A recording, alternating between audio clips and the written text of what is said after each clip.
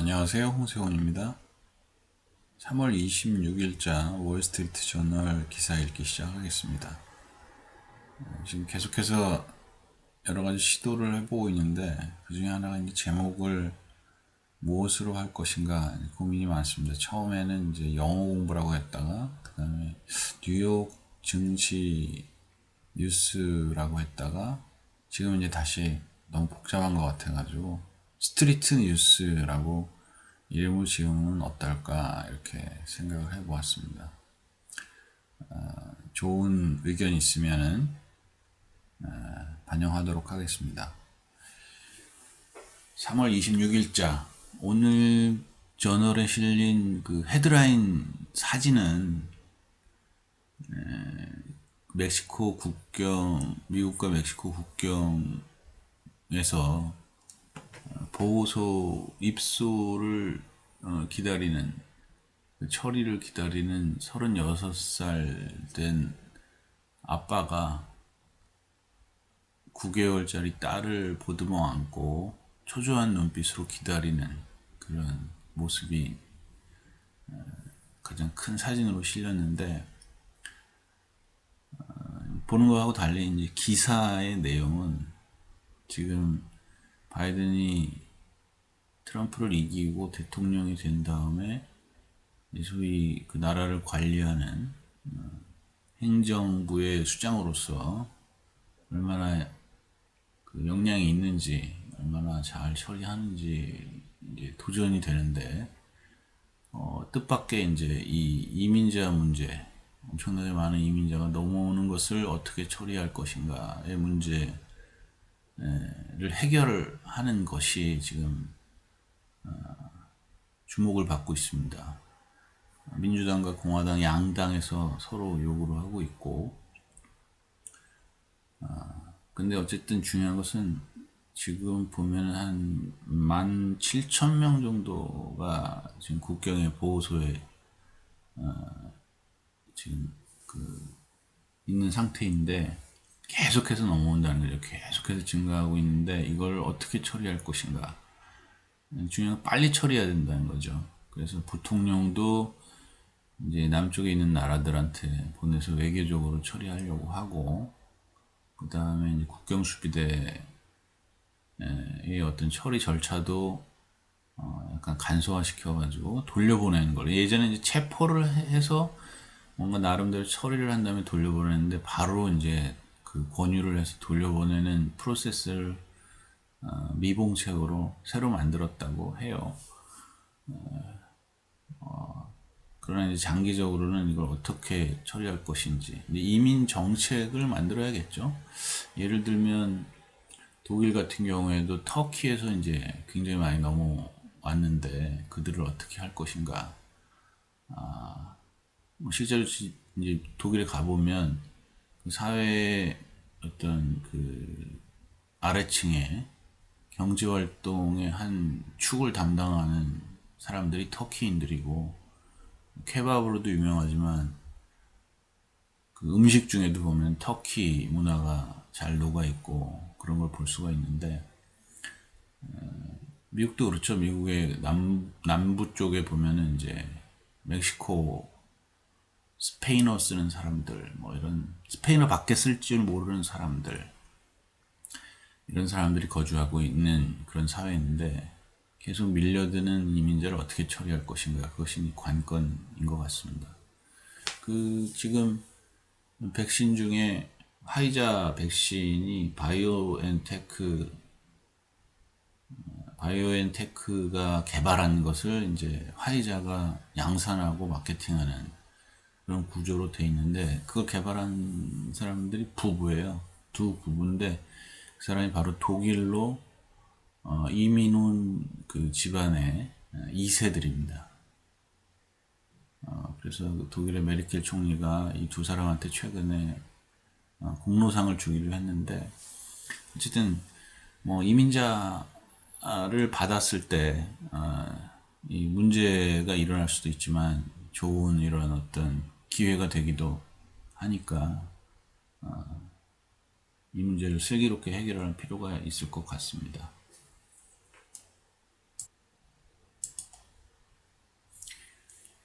스트리트 뉴스 이렇게 정해봤어요. 3월 26일자 비즈니스 앤 파이낸스 섹션부터 보도록 하겠습니다.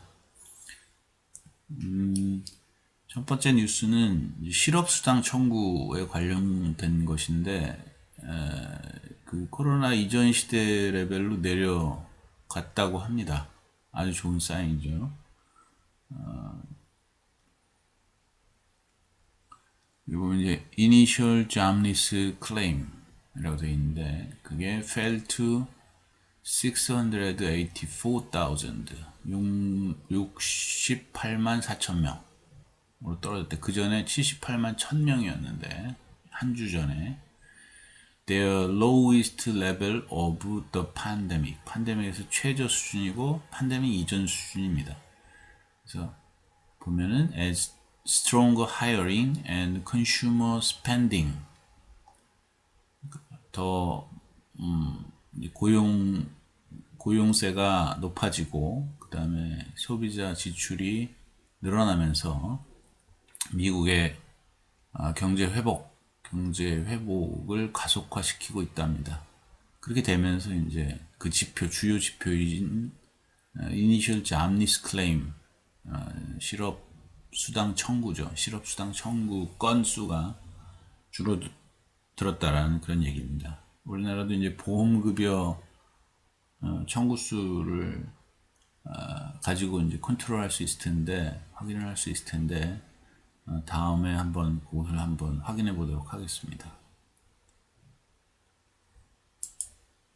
두 번째 뉴스는 헤네스 앤 모리스라고 H&M이라고 우리나라에도 매장들이 있죠.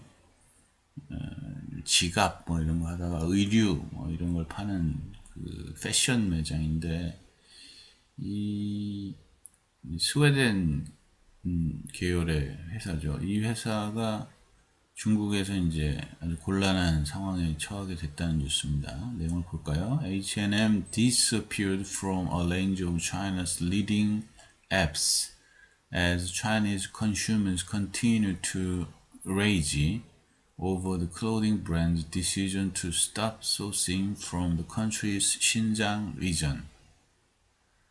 그러니까 이제 그 중국이 이 이슬람계 민족이 살고 있는 신장 지구에 대해서 탄압을 하는 것에 대해서 공개적으로 항의하는 차원에서 서방의 많은 기업들이 액션을 취했는데 그거에 대한 리액션으로 중국의 소비자들이 왜 내정 간섭하냐 하면서 이 불매운동을 일으키고 있다는 뉴스입니다. 여기 보면은 이제 소싱하는 걸 멈추겠다라고 이 의류 회사에서 신장 지구로부터 소싱하는 것을 멈추겠다는 결정에 대해서 중국의 소비자들이 계속해서 화를 내고 있다라는 거죠. 분노하고 있다라는 겁니다. 그러면서 이제 일어나는 그 문제가 앱을 차이나의 이제 중요한 그 소위 이커머스 쇼핑할 때 사용하는 앱들이 있는데 그 앱들에서 H&M이 표시가 안 되게 하는 거죠. 이게 어떻게 보면 우리가 광고로 먹고 사는 인터넷에서 광고 수익으로 먹고 사는 업체들이 자신의 어떤 지리적인 정보상의 상점들을 표시해 주는 거 그리고 부각시켜 주는 것으로 비즈니스를 하는 것의 반대 측면이라고 볼 수가 있는 거죠. 요거는 조직적으로 이게 지금 항의를 하고 있는 것으로 볼 수가 있습니다. 어제 뉴스에 보니까 중국이 전쟁도 불사하겠다라는 태도로 항의를 하고 있는 그런 지금 정국인데 비즈니스 차원에서 H&M이라고 하는 스웨덴 회사가 이렇게 자신의 행동에 대해서 현지에 있는 국가의 소비자들이 불매운동을 하는 것에 관한 기사라고 해석할 수 있습니다. 다음 뉴스는 마이크로소프트가 디스코드라고 하는 회사를 인수하는 것에 관한 뉴스입니다. 내용 보겠습니다. Microsoft is in advanced talks to acquire messaging platform Discord for $10 billion or more, according to people familiar with the matter. 이 사안에 대해서 친숙한 사람에 따르면 마이크로소프트는 디스코드와 진전된 대화를 나누고 있다고 하네요. 뭐냐면 그 메시징 플랫폼 디스코드를 인수하는 것, 100억 달러 이상을 주고 인수하는 것에 대해서 소위 진전된 대화를 나누고 있다는 거죠. 이 디스코드는 요새 이제 우리나라의 클럽하우스라고 되게 그 인기를 끌고 있는 그 플랫폼이 있죠. 그런 것처럼 이제 VoIP 상에 소위 여러 가지 같이 모여서 무언가를 할 수 있는 뭐 강연도 할 수 있고 대화도 할 수 있고 같이 놀 수도 있고 한 그런 소위 좀 더 풍부한 메시징 환경, 그래서 메시징 플랫폼이라고 하는 거죠. 그런 그 앱이 있는데 디스코드라는 앱이 있습니다. 뜻이 되게 독특한데 어코드 하면은 이제 이렇게 서로 일치하는 건데 디스코드 하면 불일치하는 겁니다. 서로 불화가 있는 거죠. 불화가 있는 이름인데 이런 이름을 갖고 있지만 그 VoIP 그러니까 인터넷 상의 그 보이스 목소리 그 지금은 이제 거의 화상도 되니까 그런 소위 풍부한 그 음성과 영상을 주고받을 수 있는 그런 그 뭐랄까 그걸 스스로 개설할 수 있게 해주는 거예요. 사용자들에게 직접 서버라는 걸 개설해가지고 다른 사람과 그 장 안에서 대화할 수 있게 해주는 그런 비즈니스입니다. 원래 게임을 하던 개발자가 이제 만든 건데, 그래서 보면 우리 게임 하다 보면 게임 안에서도 이제 이 헤드폰을 차고 서로 대화하면서 같이 협력해서 게임을 하는 경우가 있는데 거기서부터 출발한 거라고 볼 수가 있죠. 그리고 한 가지 재밌는 것은 이제 계속 투자받던 중에 마이크로소프트가 자기 엑스박스에 이제 엑스박스 라이브라고 해가지고 게임하다가 대화하는 그 소위 사람들의 그 어떤 커뮤니티가 있는데 그거 거기 DB를 같이 그 공유를 했어요. 자기 엑스박스가 활성화되는 것을 촉진하기 위해서. 그러다가 이제 마이크로소프트가 이제 이 회사를 인수를 하는 것까지 발전이 된 거죠. 갈수록 온라인 세계, 그러니까 컴퓨터 세계, 온라인 세계가 현실화되는 것이라고 우리가 해석할 수 있겠습니다. 네 번째 뉴스는 보잉사가 배제됐다는 뉴스입니다. Boeing was ejected this week from a contest to provide the U.S. with a new anti-missile defense system. 미국의 원래 여러 가지 무기 체계를 공급해 오던 회사 중에 하나인데 보잉이라는 회사가 보면은 그 737 맥스 기종 패신저 에어라인인데 그 우리 그 여행을 위해 사용되는 737 맥스 기종에 문제가 있어가지고 계속 사고가 발생했잖아요. 아마 그것 때문인 것 같습니다. 기사 내용 보면 특별한 이유는 없는데 뉘앙스는 그런 기술적 결함으로 인한 사고 때문에 배제되는 거죠. 이 입찰 자격에서 배제된 거라고 볼 수가 있습니다. 그래서 이 미사일 방어 체계라고 하죠. Anti Missile Defense System인데 그 원래 제공해오다가 공급자였었는데 그것이 이제 참여할 수 없게 됐다는 거예요. 그래서 큰 타격이 있을 거라는 그런 뉴스입니다. 다섯 번째 뉴스는 또 파웰에 관한 뉴스네요. 연준 의장 파월이 언급한 내용인데, 부채, 미국의 부채의 수준에 관한 겁니다. 내용 볼까요? The Fed's power said the U.S. can manage its debt at current levels, but that fiscal policymakers should seek to slow its growth once the economy is stronger. 연준 파월이 말하기를 미국은 현재 수준, 그 부채를 현재 수준으로 관리할 수 있다라고 했고, 하지만 또 말하기를 that fiscal policy makers, 소위 이 재정 정책 담당자들은 이제 수립하는 policy maker니까 행정, 입법 이런 데 있는 분들이죠. 그분들이 should seek to slow its growth, 그 성장을 속도를 낮출 방법을 모색해야만 한다라고 했습니다. Once the economy is stronger, 경제가 더 강해지면, 그 경제가 이제 회복되면 성장률을 낮출 필요가 있다라는 거죠. 그 GDP 대 부채 비율, 이제 그 뭐 기업이나 회사나 마찬가지인데 미국이 지금 이제 102% 수준이라고 합니다. 102%. 79%였었는데 102%, 그리고 2031년에는 107% 정도까지 올라갔는데 이거 상당히 부채가 많은 거죠.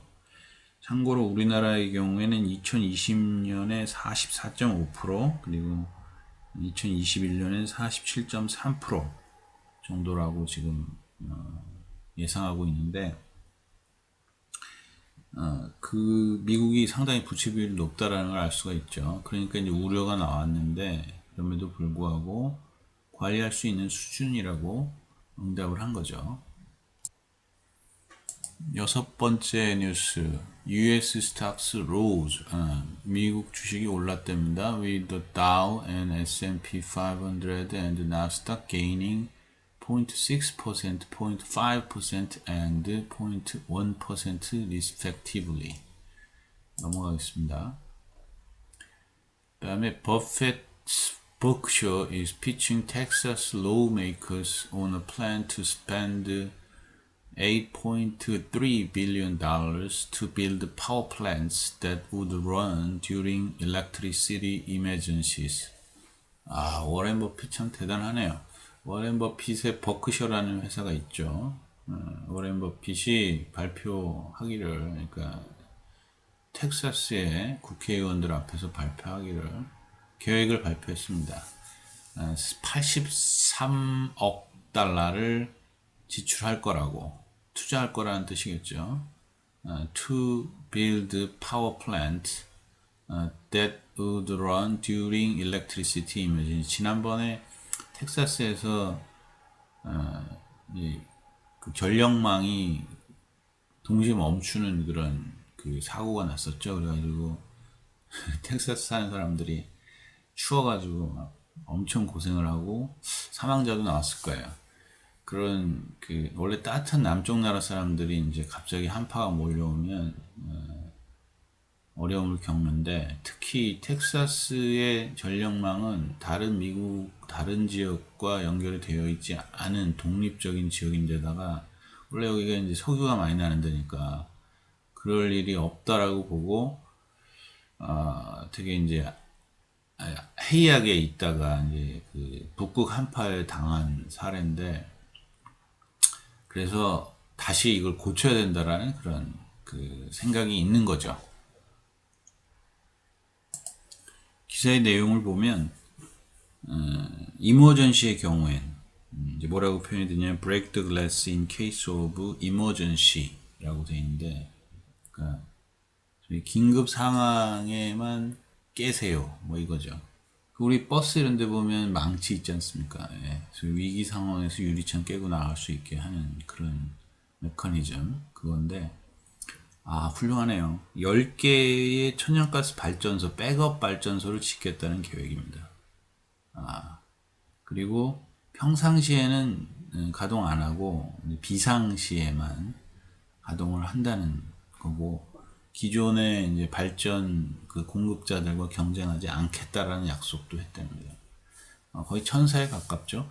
그 지난번에 그 기사들을 본 적이 있는데 그 이유가 다른 주와 그 전력망이 연결돼 있죠. 이게 파워그리드라고 그러잖아요. 전력망 파워그리드라고 하는데 다른 주와 연결이 안 돼 있어서 공급받을 수가 없는 게 자체적으로만 해야 되고 워낙 자기네가 이제 에너지 부자라고 생각을 한 거죠. 게다가 이 발전소 시설이 추위에 견딜 수 없는 그러니까 추위를 가정하지 않은 거죠. 레인지를 그런 일은 일어나지 않을 거다 해가지고 추위가 발생했을 경우에 멈추는 것을 방지하는 시스템이 없었다는 거죠. 다른 주는 이제 그런 게 있거든요. 그래서 이제 전체 셧다운이 일어났는데 그 블랙아웃이라고 그러죠. 블랙아웃이 일어났는데 뭐 좋은 해결책인 것 같습니다. 천연가스로 된 걸 비상시에만 발전시키겠다. 아주 좋은 천사 같은 워렌 버핏입니다. 다음 뉴스는 GM의 그 새로운 인사 소식입니다. GM appointed tech industry veteran Meg Whitman and NBA deputy commissioner Mark Tatum as new directors. 그러니까 이사진 멤버 중에 2명을 새로 선임을 했다는 뉴스죠. 여기서 이제 그 매그 휘트먼은 여성이고 마크 테이텀은 NBA의 이제 코미셔너였던 사람인데 이 매그 휘트먼은 왜 유명하냐면 퀴비라고 하는 이제 그 비디오 스트리밍 서비스 아주 쇼트 비디오 스트리밍 서비스를 기획을 했었는데 거기에 사장으로 갔었어요. 대표로 갔는데 이 비즈니스 실패했죠. 실패했지만 이제 그 전에 뭐 HP라든지 그 세계 유수의 그 큰 기업에서 비즈니스를 하던 그 소위 경영을 하던 분이라 베테랑인 거죠. 프린스턴 대학을 나왔고 하버드 대학 나왔는데 그래서 이제 임명을 했습니다. 이때 퀴비라는 벤처를 할 때는 그 월트 디즈니에서 뭐 인어공주, 뭐 알라딘, 라이온 킹 이런 걸로 만들어가지고 아주 유명한 그런 분이 같이 경영을 했었는데 그분이 이제 어떻게 보면 콘텐츠 제공자죠. 기술 제공자고 이제 그게 이제 실패를 한 거죠. 아무리 뛰어난 월트 디즈니가 백업을 하고 했어도 퀴비라는 비즈니스는 이제 뱅크럽스 됐는데 이분은 이제 경영자로서 베테랑이라는 그런 인식 때문에 지금 GM이 임명한 거죠. 지금 GM의 대표도 여성이죠. 바라라고 하는 여성인데 이 여성 아주 중요한 여성 경영자 2명이 생겼습니다. 참고로 GM의 그 바라는 GM 출신이죠. GM에서 오랫동안 노동자로서 출발해가지고 경영자가 된 분인데 이분은 교수로서 이 경영을 하는 그런 사람이 됐습니다. 제가 교수라고 했나요? 교수님은 아니고 경영진이죠. 제가 아까 그 바라라는 여성과 대조하기 위해서 그렇게 표현을 했는데 전문 경영인 출신의 경영자입니다. 다음 뉴스, 이건 이제 포드에 관한 뉴스인데 The Supreme Court ruled that Ford must face product liability claims stemming from serious auto accidents in Montana and Minnesota. 그 대법원이 명령하기를 포드사는 이 프로덕트 라이어빌리티는 제조물 책임이죠. 프로덕트는 이제 제품이고 라이어블은 부채, 뭐 책임, 뭐 이런 건데 소위 그 제조물 책임법에 대한 어떤 청구, 사람들이 이제 책임지라고 청구하는 거겠죠. 그것에 대해서 반드시 대처해야 한다라고, 그것에 응해야 된다라고 이제 명령을 내린 거죠. 이게 왜 그러냐면 몬타나하고 미네소타에서 자동차 사고 뭐 익스플로러 하고 또 뭐 다른 차종인데 하나는 타이어에 문제가 생겨가지고 사고가 났고 또 하나는 에어백이 안 터져갖고 사고가 났습니다. 자동차에서 타이어하고 에어백이 제대로 작동이 안 됐다면 문제가 큰 거죠. 그래서 그것에 대처하라고 명령을 내린 겁니다. 자, 이제 한 주가 또 다 지났는데, 이 뉴스를 보면, 전반적으로 이제 코로나 바이러스에 대처하는 우리 사람들의 어떤 노력과 집중, 이건 이제 약간 거기서 일상적인 원래 일어나는 그런 일들에 대한 그 문제에 집중하는 쪽으로 변경되는 것을 좀 파악할 수 있을 것 같아요. 그 불법 이민자들이 미국 국경으로 넘어오는 문제, 그 다음에 이런 자동차 사고 같은 것에 대해서 공평하게 처리하려는 문제, 뭐 이런 것들을 보면 이제 뭔가 정상으로 돌아가는 그런 그 단계에 있는 것이 아닌가 이런 생각을 해봅니다. 오늘 비즈니스 앤 파이낸스 섹션은 이것으로 마치도록 하겠습니다. 수고하셨습니다.